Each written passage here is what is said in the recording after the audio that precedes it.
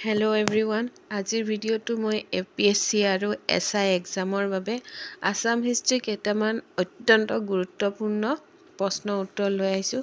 গতিকে ভিডিঅ'টো শেষলৈকে চাবা আৰু ভিডিঅ'টো ভাল পালে লাইক কৰিবা, শ্বেয়াৰ কৰিবা আৰু যিসকলে চেনেলটো এতিয়ালৈকে ছাবস্ক্ৰাইব কৰা নাই তেওঁলোকে চেনেলটো ছাবস্ক্ৰাইব কৰি দিবা।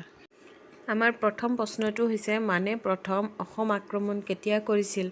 আমাৰ উত্তৰটো হ'ব 1891 খ্ৰীষ্টাব্দত। নেক্সট প্ৰশ্নটো হৈছে ভগনীয়া ৰজা কোন আছিল? আমাৰ উত্তৰটো হ'ব ভগনীয়া ৰজা জয়ধ্বজ সিংহ আছিল। বৰ্মন বংশৰ শ্ৰেষ্ঠ ৰজা কোন আছিল?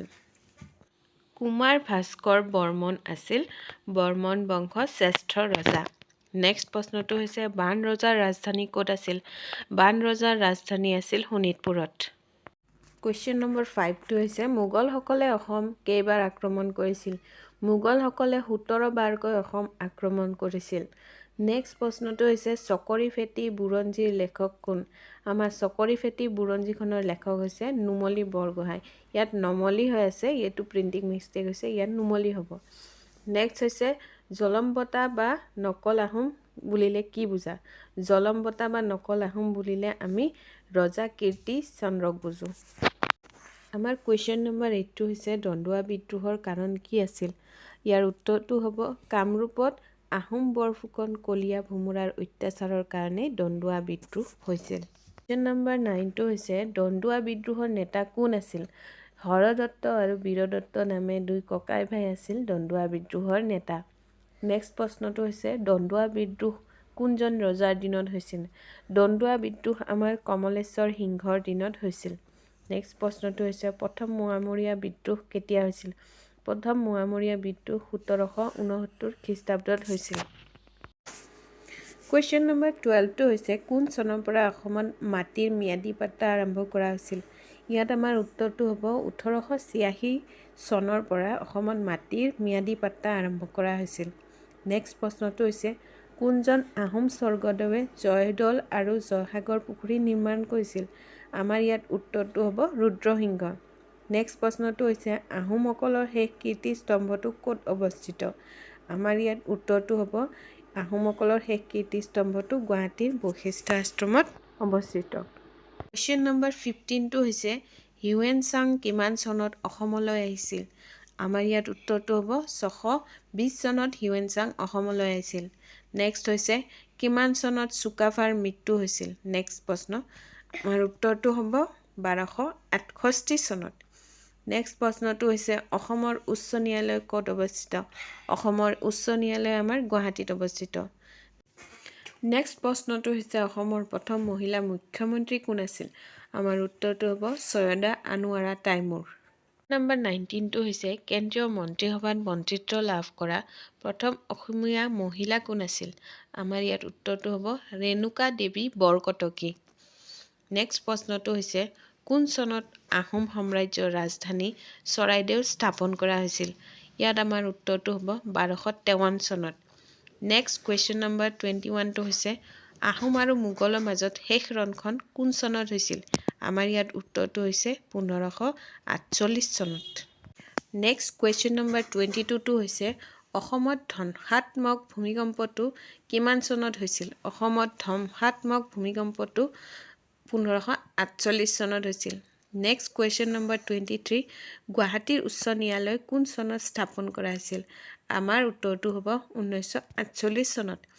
নেক্সট 24 নম্বৰ কুৱেশ্যন হৈছে উমানন্দ মন্দিৰ কেতিয়া নিৰ্মাণ কৰা হৈছিল? উমানন্দ মন্দিৰটো 1894 চনত নিৰ্মাণ কৰা হৈছিল। কুৱেশ্যন নম্বৰ 25টো হৈছে কিমান চনত অসমত খাৰুৱা তেল আৱিষ্কাৰ কৰা হৈছিল? আমাৰ উত্তৰটো হ'ব 1823 চনত অসমত খাৰুৱা তেল আৱিষ্কাৰ কৰা হৈছিল। নেক্সট কুৱেশ্যন নম্বৰ 26টো হৈছে অসম বিধানসভাৰ প্ৰথম অধ্যক্ষ কোন আছিল? আমাৰ ইয়াত উত্তৰটো হ'ব বসন্ত দাস। নেক্সট কুৱেশ্যন নম্বৰ 27 কিমান চনত অসম বংগৰ পৰা বিভাজিত হৈছিল? আমাৰ ইয়াত উত্তৰটো হ'ব 1874 চনত। কুৱেশ্যন নম্বৰ 28টো হৈছে কিমান চনত মুছলমানসকলে প্ৰথম অসম আক্ৰমণ কৰে? ইয়াত আমাৰ উত্তৰটো হ'ব 1206 চনত। কুৱেশ্যন নম্বৰ 29টো হৈছে 1979 চনত অসম আন্দোলনত মৃত্যুবৰণ কৰা প্ৰথমজন শ্বহীদ কোন আছিল? আমাৰ প্ৰথমজন অসম আন্দোলনৰ শ্বহীদ হৈছে Khargeswar Talukdar. Next question number 32 হৈছে কোনজন আহোম ৰজাক উত্তৰ পূব ভাৰতৰ শিৱাজী বুলি কোৱা হয়? আমাৰ উত্তৰটো হৈছে স্বৰ্গদেউ ৰুদ্ৰসিংহ। কুৱেশ্যন নম্বৰ 31টো হৈছে কোন চনত অসমত প্ৰথম জল জাহাজ সেৱা আৰম্ভ কৰা হৈছিল? আমাৰ ইয়াত উত্তৰটো হ'ব 1874 চনৰ পৰা অসমত প্ৰথম জল জাহাজ সেৱা আৰম্ভ কৰা হৈছিল। নেক্সট প্ৰশ্নটো হৈছে অসমত কেতিয়া টেলিফোন আৰু টেলিগ্ৰাফ সেৱা আৰম্ভ কৰা হৈছিল? আমাৰ ইয়াত উত্তৰটো হ'ব 1866 চনৰ পৰা অসমত টেলিফোন আৰু টেলিগ্ৰাফ সেৱা আৰম্ভ কৰা হৈছিল। নেক্সট কুৱেশ্যনটো হৈছে প্ৰথমবাৰৰ বাবে অসমত কেতিয়া ৰাষ্ট্ৰপতি শাসন বলবৎ কৰা হৈছিল? আমাৰ প্ৰথমবাৰৰ বাবে 1979 চনত ৰাষ্ট্ৰপতি শাসন বলবৎ কৰা হৈছিল। কুৱেশ্যন নম্বৰ 34টো হৈছে কামাখ্যা দেৱীৰ মন্দিৰ প্ৰথমতে কোনে নিৰ্মাণ কৰিছিল? আমাৰ কামাখ্যা দেৱীৰ মন্দিৰ প্ৰথমতে নৰকাসুৰে নিৰ্মাণ কৰিছিল। নেক্সট প্ৰশ্নটো হৈছে কোচ বংশৰ শ্ৰেষ্ঠ ৰজা কোন আছিল? আমাৰ ইয়াত উত্তৰটো হ'ব নৰনাৰায়ণ। নেক্সট প্ৰশ্নটো হৈছে নৰনাৰায়ণৰ সেনাপতি কোন আছিল? নৰনাৰায়ণৰ সেনাপতি হৈছে মহাবীৰ চিলাৰায়। নেক্সট প্ৰশ্নটো হৈছে অসমৰ স্বাধীনতা আন্দোলনৰ প্ৰথম শ্বহীদ কোন আছিল? আমাৰ উত্তৰটো হ'ব পিয়লি ফুকন। আমাৰ প্ৰশ্নটো হৈছে ইয়াণ্ডাবু সন্ধি কেতিয়া হৈছিল? ইয়াণ্ডাবু সন্ধি আমাৰ 1826 খ্ৰীষ্টাব্দত হৈছিল। নেক্সট প্ৰশ্নটো হৈছে অসমীয়া ভাষা উন্নতি সাধিনী সভাৰ জন্ম কেতিয়া হৈছিল?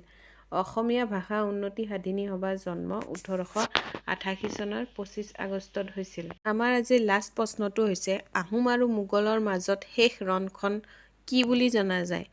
আমি আহোম আৰু মোগলৰ মাজৰ শেষ ৰণখন ইটাখুলিৰ ৰণ বুলি জানো। এয়াই আছিল মোৰ আজি ইম্পৰ্টেণ্ট 40টা কুৱেশ্যন APSC আৰু SI এক্সামৰ বাবে। আই হোপ ভিডিঅ'টো তোমালোকৰ ভাল লাগিছে। এনেকুৱা ধৰণৰ আৰু ভিডিঅ' পাবলৈ মোৰ চেনেলটো ছাবস্ক্ৰাইব কৰি থবা।